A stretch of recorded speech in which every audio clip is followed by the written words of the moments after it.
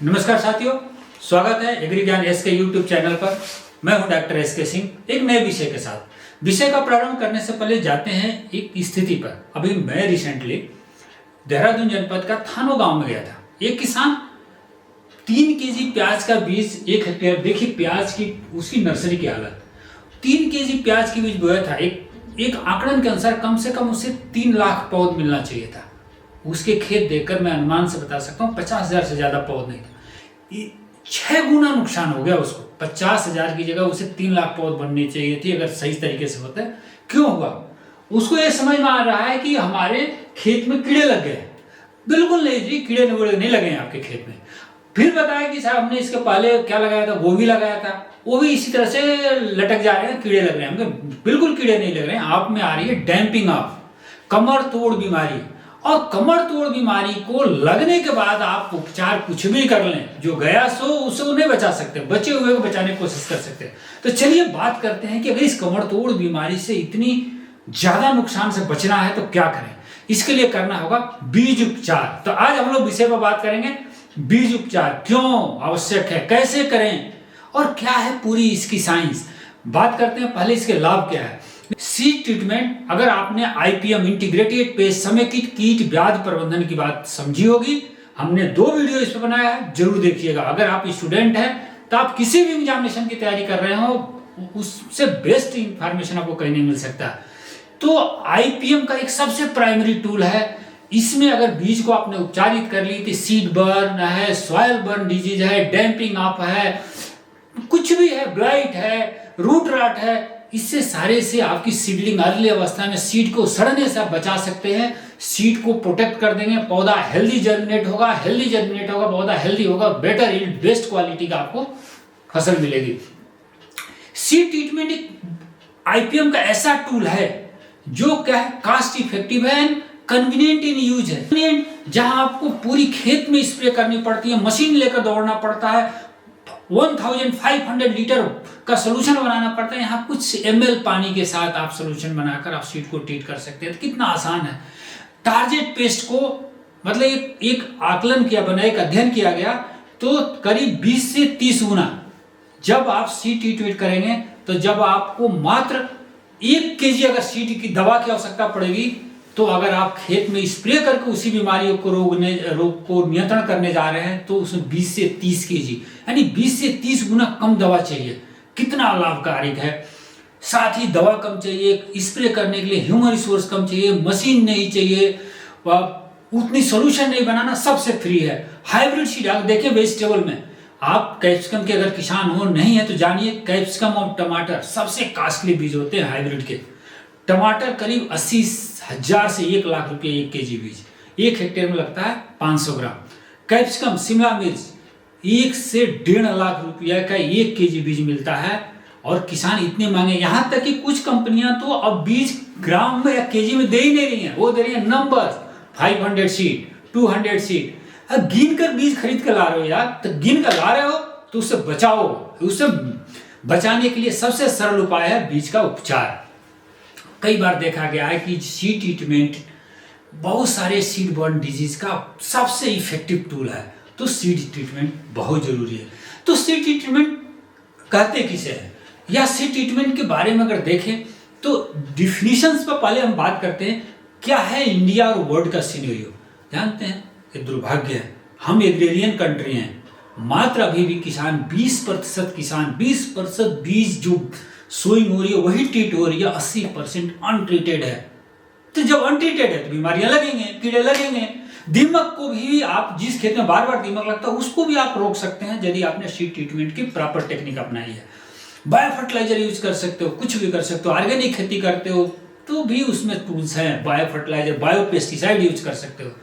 यहाँ इंडिया में क्या 20% किसान यूज करता है, और जो डेवलप्ड कंट्री हैं जो अपने को डेवलप करते हैं वहां 100% सीड का उपचार किया जाता है। हम नहीं करते हैं। साथ ही ये देखें तो सबसे पहला लेकिन सबसे महत्वपूर्ण कदम है खेती की या खेत के सुरक्षा की। अब बात करते हैं कि विद्यार्थी के रूप में आपको जानना होगा कि कैसे डिफाइन करें, कैसे समझें कि बीज उपचार सीड ट्रीटमेंट है क्या।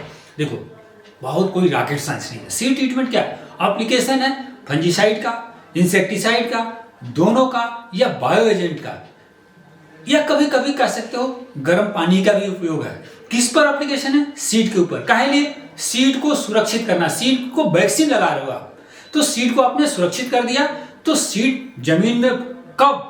बोने से पहले, बीज की बुआई से पहले आपने अगर सुरक्षा कवच डाल दिया सीड के ऊपर, तो सीड सड़ने से बच गया। सीड जर्मिनेट होगा, तो जर्मिनेशन के बाद जो कमर तोड़ बीमारी है, डैम्पिंग आप है, वो नहीं लगेगा। आगे बढ़ गया तो बहुत सारी बीमारियां हैं, ब्लाइट है, कलर रट है, इस तरह के जो सड़ने की परेशानी, उससे आप फ्री हो जाओगे। तो हेल्दी सीड आएगा, हेल्दी सीडलिंग ग्रो करेगी, हेल्दी पौध होगा, और हेल्दी पौध होगा तो अच्छा ईल्ड और अच्छी क्वालिटी होगी। तो ये हुई सीड ट्रीटमेंट। अब सीड ट्रीटमेंट करने के बहुत सारे टेक्निक है, बहुत सारे तरीके हैं। आप किसान हो या आप किचन गार्डन करते हो, बहुत आप सोफिस्टिकेटेड टेक्निक में जाओ। सिंपल टेक्निक क्या? सीड की ड्रेसिंग करना। यह सबसे कॉमन मेथड है, जो कि किसान भी करता है और इंडस्ट्री भी करती है। इसमें क्या करते हैं? सीड को, जो रिक्वायर्ड सीड है, सीड लीजिए और रिक्वायर्ड क्वांटिटी ऑफ केमिकल लीजिए। और कौन सी केमिकल होगी, कितनी मात्रा में होगी, वो आगे बात करेंगे हम। जैसे आपने बायोस्टिन लेना है, तो आप आधा केजी सीड है, 1 ग्राम लीजिए, 1 ग्राम बायोस्टिन ले लीजिए, आधा केजी सीड ले लीजिए। किसी मिट्टी के बर्तन, प्लास्टिक के बर्तन, शीशे के बर्तन में उसको डालिए जिस पर ढक्कन हो। सीड को डाल दीजिए, अच्छी तरीके से मिक्स करिए, खूब ढंग से मिक्स कर दीजिए, झटका दे देकर। हो गया सीड का उपचार, बाहर निकालिए छाएं। अगर आपको चाहते हैं कि सीड के ऊपर दवा और थोड़ी सी और चिपके, तो थोड़ी सी पानी, थोड़ी सी मतलब इतनी पानी डालिए जिससे उसमें घोल ना बने। 50 ml, 20 ml, देख लीजिए रिक्वायरमेंट, हो सकता है 50 से 60 ml ज्यादा से ज्यादा लगे। और वो भी पानी एक जगह मत गिरे, छिड़क दीजिए, बीज के ऊपर छिड़क दीजिए, ताकि पूरी पानी सीड को ऊपर पहले छिड़किए और मिक्स कर दीजिए, और उसके ऊपर दवा को छिड़किए। फिर उसको अच्छी तरीके से हाथ में ग्लव्स पहनिए, मिक्स करिए, या डब्बे को बंद करिए, खूब झटका दीजिए, फर्स्ट क्लास अच्छी तरीके से एक लेयर के रूप में। इसको कहते हैं सीड ड्रेसिंग। तो सीड ड्रेसिंग बहुत ईजी है और आसानी से कर सकते हैं हम। इसके लिए सीड ड्रेसर भी आते हैं, अगर बड़े लेवल पर करना हो तो ड्रम आते हैं, बाजार में बहुत सस्ते इंस्ट्रूमेंट मिलते हैं। सीड कोटिंग, ये लिटिल बिट सोफिस्टिकेटेड है, ये इंडस्ट्री ज्यादा यूज करती है। किसान के लिए मैं नहीं कहता किसान के लिए इस पे इन्वेस्टमेंट करना चाहिए। ये इसमें क्या करते हैं? सीड, केमिकल तो रहना ही रहेंगे, उसके साथ बाइंडर, पॉलीमर्स आते हैं बाजार में। वो क्या करते हैं, जो आपने केमिकल पेस्टिसाइड यूज कर रहे हो उसको अच्छी तरीके से सीड के ऊपर बाइंड करते हैं, चिपका देते हैं। देखे होंगे बाजार में सीड कभी कभी मिलता है एकदम चमकीले से, कभी yellow colour, green colour, blue colour में चमकीले से, उसको बाइंडर लगे रहते हैं। ऑब्जेक्टिव है इसका, इंडस्ट्री इसलिए यूज करती है कि इंडस्ट्री सीड को बहुत ज्यादा हैंडलिंग करती है, ट्रांसपोर्ट करती है। अगर वो सिंपल ड्रेसिंग करते हैं तो कई बार जो केमिकल है वो गिर जाते हैं, साफ हो जाते हैं, झड़ जाते हैं। तो वो सीड के ऊपर केमिकल अच्छी तरीके से ड्यूरिंग ट्रांसपोर्ट और हैंडलिंग चिपका रहे, इसके लिए बाइंडर लगाते हैं, और बाइंडर से अच्छी तरीके से चिपका रहता है और ग्लॉसी दिखता है। थर्ड है सीड पैलेटिंग, ये थोड़ा और एडवांस है, खासतौर पर स्मॉल सीड, महंगे सीड को पैलेटिंग की जाती है।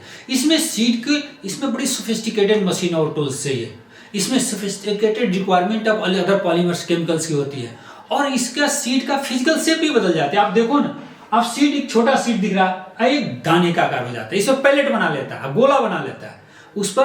तो क्या होता है, पैलेट बनाने से हैंडलिंग आसान, केमिकल बिल्कुल नहीं छूटता। दूसरा, प्लांटेबिलिटी एंड हैंडलिंग बहुत अलग, बुआई करना, छोटे सीड है, अब छोटे सीड को आपको लाइन स्विंग करनी बहुत मुश्किल हो जाती है। पैलेट बन जाता है तो चाहे मशीन से यूज करो या हाथ से लाइन स्विंग करो, आसान हो जाता है, तो प्लांटेबिलिटी भी इजी हो जाती है। अब बात करते हैं हॉट वाटर ट्रीटमेंट। कई बार ये कहा गया ना कि हॉट वाटर ट्रीटमेंट बहुत ही इफेक्टिव है सीड बर्न और सॉइल बर्न, फंगस और बैक्टीरियल इन्फेक्शन के लिए, लेकिन थोड़ी इसमें सावधानी की आवश्यकता है। किसान या कोई आदमी यदि वैज्ञानिकों ने जो टेम्परेचर और टाइम कहा है उससे ज्यादा कर दिया तो सीड का बंटाधार हो सकता है, सीड खराब हो सकती है, या कम कर दिया टेम्परेचर टाइम तो लाभ नहीं मिलेगा। ये एक रिसर्च जो IRI का, मैंने एक रिसर्च पढ़ रहा था, जो इंडियन एग्रीकल्चर रिसर्च इंस्टीट्यूट, उनका कहना था कि कैलीफ्लावर का ब्लैक रॉट को आप बिल्कुल कंट्रोल कर सकते हो यदि फूल गोभी के बीज को 50 डिग्री सेल्सियस पर 20 मिनट के लिए आपने उसको रख दिया, फिर छाए में सुखाकर बोया, तो ब्लैक रॉट से, इस तरह से बहुत सारे क्रॉप में रिकमेंडेशन है, बशर्ते थोड़ी सावधानी की आवश्यकता है। तो गर्म पानी से भी उपचार कर सकते हैं। अब आती है, कई बार किसान ये समझना चाहते हैं कि मुझे भाई मेरे में फंगस की भी प्रॉब्लम है, मेरे खेत में डैम्पिंग भी लग रही है, कीड़े भी है, मेरे खेत में तो दीमक की भी समस्या है, और मैं ये चाहता हूँ कि साथ ही साथ बायो फर्टिलाइजर भी यूज कर दूँ। अब बताओ कैसे करूँ?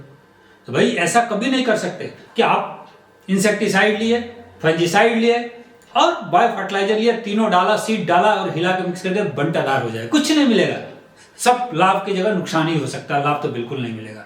तो क्या करें?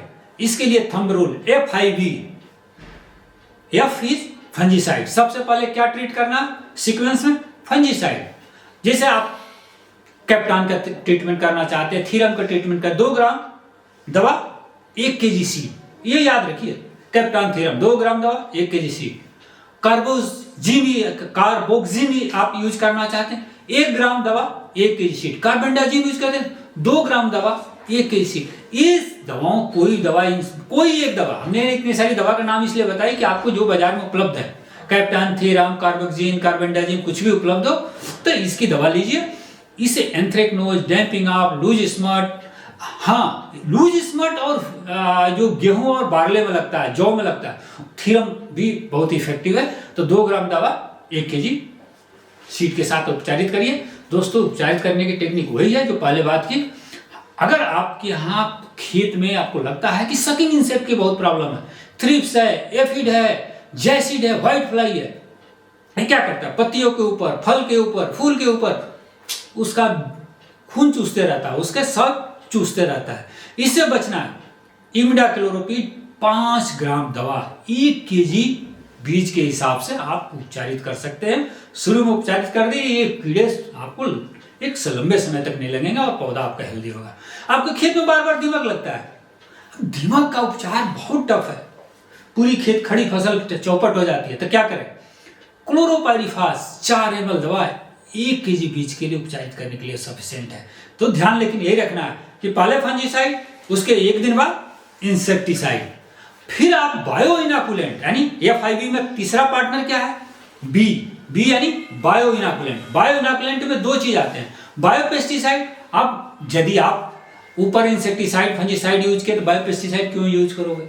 बायो पेस्टिसाइड तब यूज करना जब इंसेक्टिसाइड, फंजीसाइड यूज नहीं किया आपने, क्योंकि आप जैविक खेती करते हो, आप नहीं केमिकल डालना चाहते हो, अच्छी बात है। तो बायो पेस्टिसाइड यूज करना, ट्राइकोडर्मा है, स्यूडोमोनास है, बैसिलस है, विल्ट के लिए, ब्लाइट के लिए, रूट राट है, डैम्पिंग है। 5 ग्राम दवा, 5 से 10 ग्राम दवा 1 kg सीड को ट्रीट करने के लिए पर्याप्त होता है।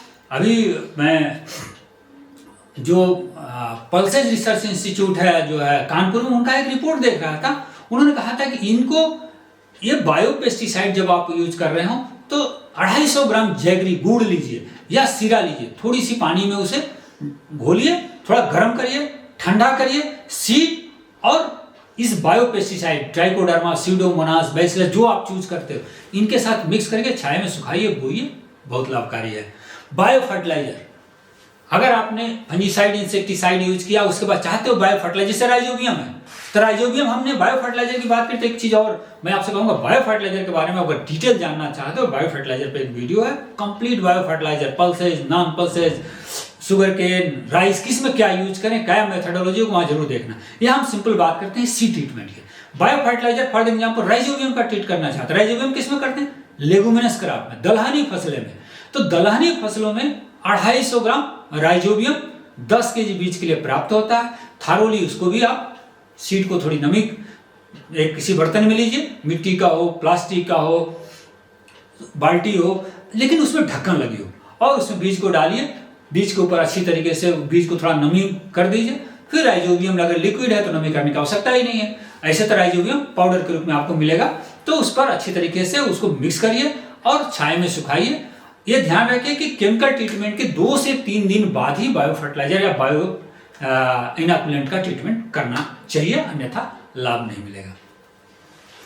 अब आती है मेथड की। मेथड से पहले भी हमने डिस्कस किया, तो मेथड में क्या है? प्लास्टिक वही बात, लकड़ी, मिट्टी, किसी भी बहुत रिएक्टिव मेटल्स मत लीजिए, ले लीजिए, उसमें रिक्वायर्ड बीज डालिए। बीज के ऊपर आप अगर आप नमी के साथ करना चाहते हैं तो हल्की हल्की पानी छिड़किए, सूखा करना चाहते हैं बीज के ऊपर आप दवा को अच्छी तरीके से बुरक दीजिए और उसको ढक्कन को बंद करिए, अच्छी तरीके से हिलाइए, छाए में सुखाइए, रेडी हो गई है बुआई करने के लिए।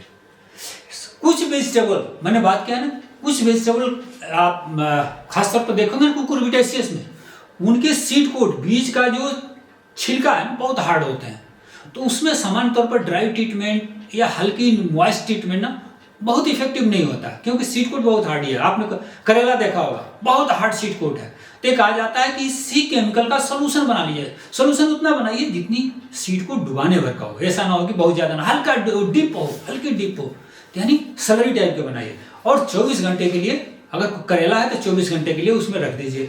पंपकिन है, कुकुम्बर है, मस्कमेलन है, स्पॉन्ज गार्ड है, बोटल गार्ड है, इनको 5 से 8 घंटे तक आप उस सोल्यूशन में रखिए, उसके बाद छाया में सुखाइए, आप बुआई करिए। निसंदेह आपको इन सारी परेशानियों से मुक्ति रहेगी। इसके साथ ही साथ ये तो हमने बीमारी और बीमारी से सुरक्षा का टीकाकरण बताया, लेकिन यदि आप थोड़ी और जागरूक किसान हैं, चाहते हैं कि मैं जो बीज बो रहा हूं ज्यादा से ज्यादा जमे, हेल्दी जमे, धान की खेती करते हैं, तो धान के बीज को यदि 1% पोटेशियम क्लोराइड के सॉल्यूशन में 12 घंटे के लिए भिगो दिया जाए, फिर चाय में सुखाकर उसकी सोइंग की जाए, तो सीड की जमाव और बिगरनेस वो दोनों बढ़ जाता है। सोरगम में भी अगर सोडियम क्लोराइड के 1% घोल में आप 12 घंटे के लिए इसको भिगो दें और फिर छाया में सुखाकर बुआई करें, तो सीड का जमाव और बिगर दोनों बढ़ जाता है। सब्जियों में मैं कहा सबसे बीज मांगे होते हैं। सब्जियों में पाया गया है कि naphthalene acetic acid 60 ppm parts पर मिलियन, कभी आप पूछेंगे तो इसको कैसे मिलियन पार्ट्स ppm घोल बनाए जाते हैं उस पर भी चर्चा करेंगे। Gibberellic acid 40 ppm, indole acetic acid IA 20 ppm, कोई भी एक हार्मोन से अगर आप उपचारित कर दें तो सीड का जमाव जल्दी और ज्यादा होता है। ये क्या आता है, ज्यादातर इसमें ऑक्सीजन ग्रुप मतलब ग्रोथ प्रमोटिंग है, नेफ्थलीन एसिटिक ऑक्सीजन है, indole acetic acid oxygen group का, ये ग्रोथ प्रमोटिंग हार्मोन है, और हार्मोन ग्रोथ प्रमोटिंग होने के नाते जर्मिनेशन और बढ़ाता है। इस सारे के साथ कुछ सावधानियां भी है, लाभ है, लाभ के साथ कुछ सावधानियां बरतना। किसान भाइयों, आपको ध्यान रखना होगा, एक से ज्यादा कोई भी केमिकल, कोई भी कंपोनेंट की मिक्सिंग बिल्कुल ना करें, उससे लाभ की जगह कोई फायदे नहीं होंगे। जो भी सीड उपचारित करें उसे 24 घंटे के भीतर उसकी बुआई कर लें। यह ना हो कि उपचारित करके रख दें तो उसमें हो सकता है कि सेकेंडरी फंगल इन्फेक्शन भी आ जाए, क्योंकि मॉइस्ट हो सकता है। जब भी सीड और केमिकल की मिक्सिंग करें, हैंड ग्लव्स पहने, क्योंकि आपके नाखून के साथ केमिकल, इंसेक्टिसाइड, फंजीसाइड आपके नाखून के साथ आपके फूड में जा सकता है और आपके स्वास्थ्य को डैमेज कर सकता है। कभी भी उपचारित बीज भूल कर भी ना तो अपने कंज्यूम करें ना पशुओं को कंज्यूम। कई बार बच जाता है तो लोग सोचते हैं कि पशुओं को खिला देते हैं, बहुत लाभ की जगह नुकसान ही होगा। ये सावधानी बरतें और आप अपने फसल को सुरक्षित रखें। आशा है पसंद आया होगा, पसंद आया तो लाइक करो, सब्सक्राइब करो। धन्यवाद।